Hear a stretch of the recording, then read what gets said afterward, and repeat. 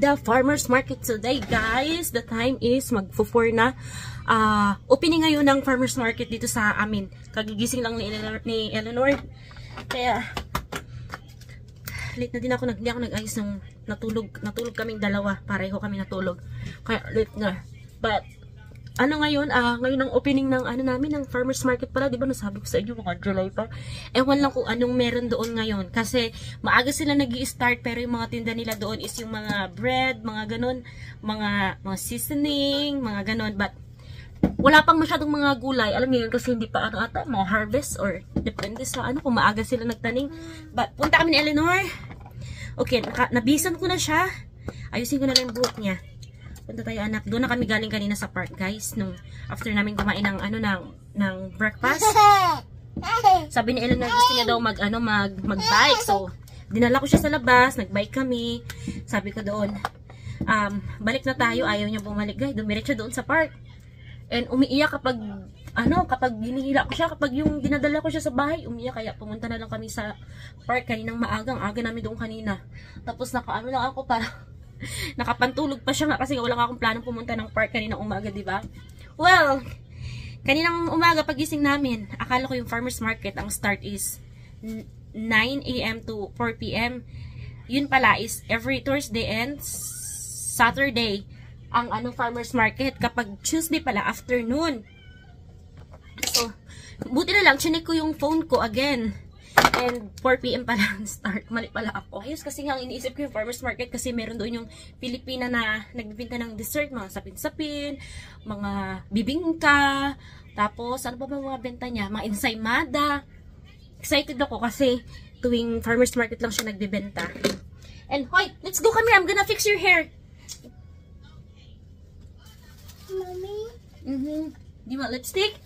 Go get your chair so you can here. Go get the one, oh. The one, baby, oh. Yung patungan mo. No, kunin mo yung patungan mo. Yung patungan. Tapos na siguro ako. Natahar natin. Kasi, okay. Tara, ay, ano ko pa pala yung buhok ni Eleanor? Hindi ko na siya ayusin. Ano lang yung... Okay, tara, let's go. Let's go. Mom's gonna fix your hair. We'll go outside. Hindi na natin yung buhok mo. Pinagupitan ko nga pala ito si Eleanor nung kailan ba nung Saturday.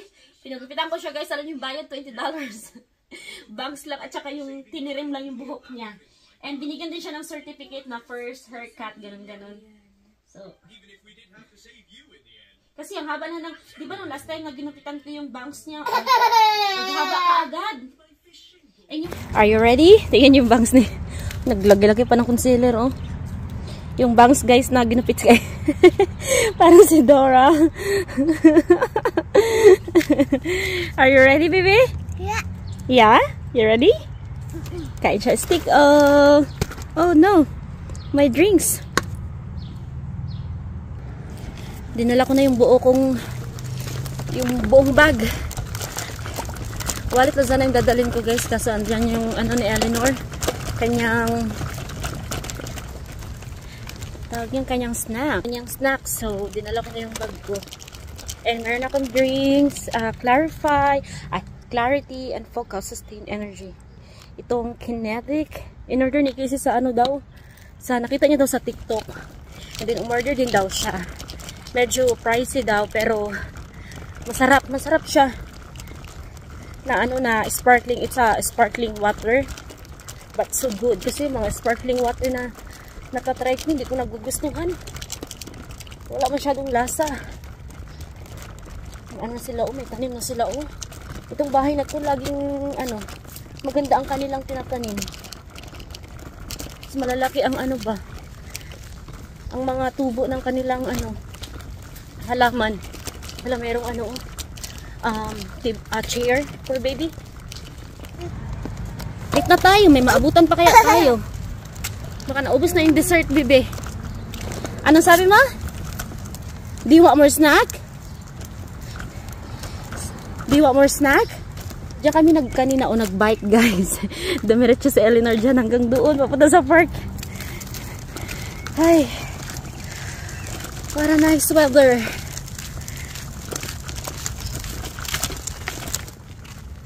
So, si Casey, wala pa siya. Mamaya yung uwi niya.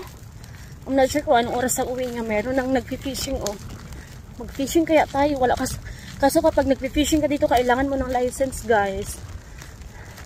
Sa fishing. Ewan lang sabi ni Casey. Mga 100 daw ang bayad. The river.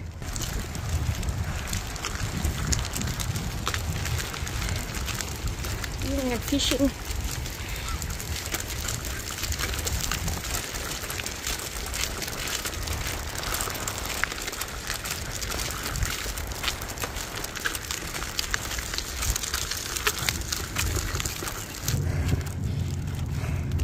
O, diba?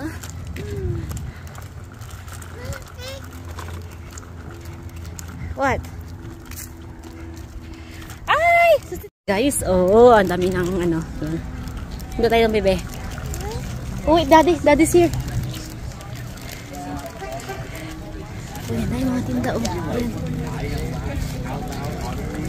So,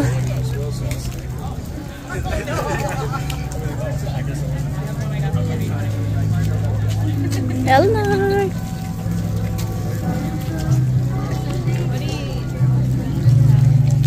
Ang aking supplier.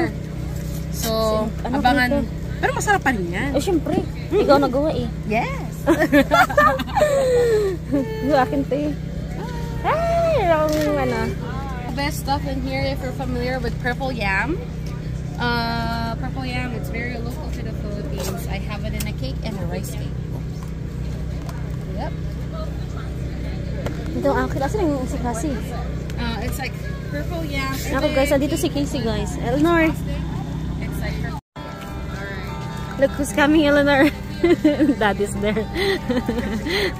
Eleanor, look.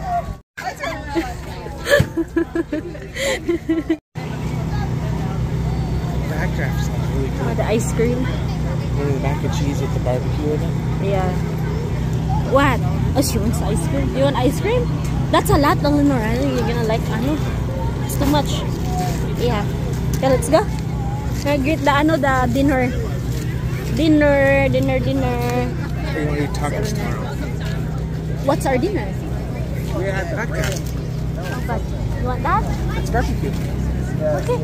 It's up to you. What? Yeah. Remember the mac and cheese with the meat on top? I'm good with that. You're good with that, or you want tacos? It's up to you. You choose. I figured this is here today. They always hear that. Backdraft? I don't Yeah. think so. They're always here. Different ones are here, and I haven't seen them here. We get tacos tomorrow. Okay. Grab the, ano. She wants ice cream. I think we order ice cream, the small. And I gotta take pictures For Eleanor. She don't like you. Yun namin sa, backdrop. Ang pangalan ng, nila. Food truck. Casey. It looks yum. Her serious, babe. And then she has ice cream. Yummy. Kain tayo. Yeah. Really?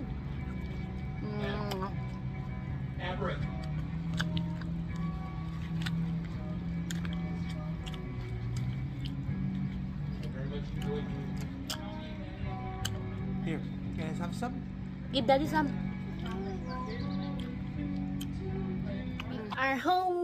We are home. Bahay na kami. And pakita ko sa inyo guys yung mga nabili ko sa sa farmers market. So tama ako na wala pa silang mga vegetables, fruits doon. So puro mga pagkain pa lang ang nandoon. Mga cakes, mga breads.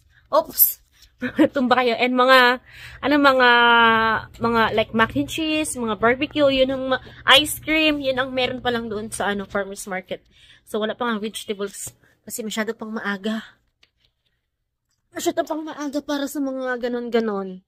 But mabuti na lang meron akong naabutan. Nandun si Casey guys, ilang beses pala siya tumawag sa akin, hindi ko narinig yung phone ko. Naka-silent kasi.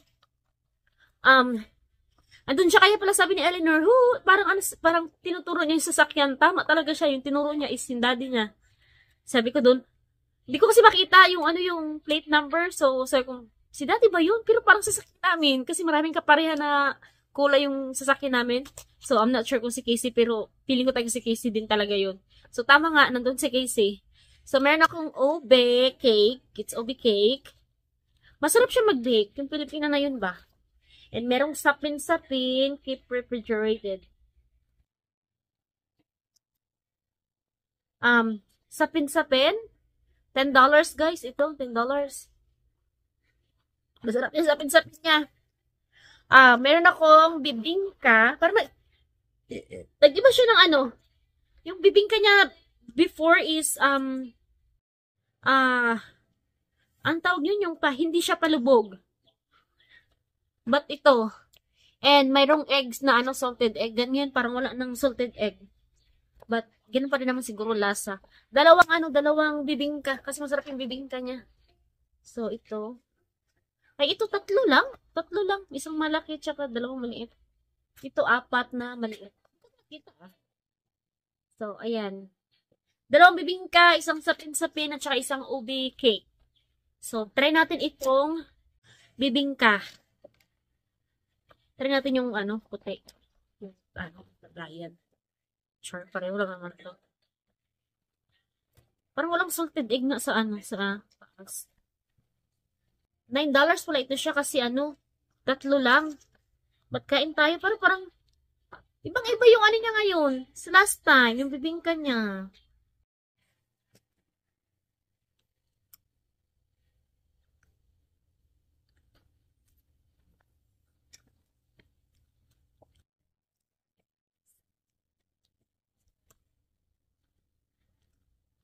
Parang gano'n pa din naman ang lasa.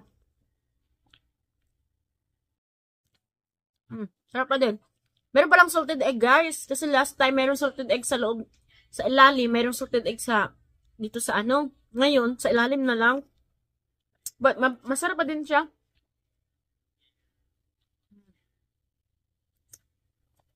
Ano sa kape?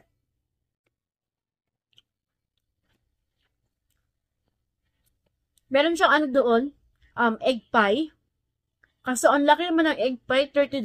And, hindi ko makakain yun kasi ako naman nakain. And meron akong sapin-sapin, meron akong ube, meron pa nito. Kaya sabi niya, bigay ko lang sa'yo ng $50. Kaso, hindi kaya binili guys kasi masayang lang din, hindi ko makain. Kasi ang laki ng egg pie. Okay lang kung ang pamilya ko nakain ng ganito. Sarap. Bigyan mo sa fridge. Masarap itong sapin-sapin niya.